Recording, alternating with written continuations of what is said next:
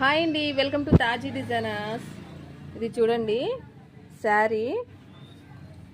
ఈ శారీలో ప్యాటర్న్ ఎలా వచ్చిందో ఈ బార్డర్కి సేమ్ అదే ప్యాటర్న్ని నేను ఇక్కడ తీసుకున్నానండి.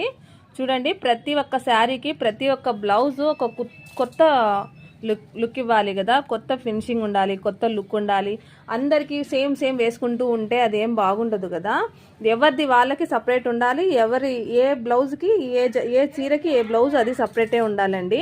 అలా ఉన్నప్పుడే కదా బాగుంటుంది. అందరికీ సేమ్ ఉంటే ఏం బాగుంటుంది కదా, అందుకని ఇలా డిజైన్ చేశానండి. ఇది హ్యాండ్స్ కదా, బ్యాక్ నెక్ చూపిస్తాను చూడండి. బ్యాక్ నెక్ ఎలా ఉందో చూడండి ఒకసారి.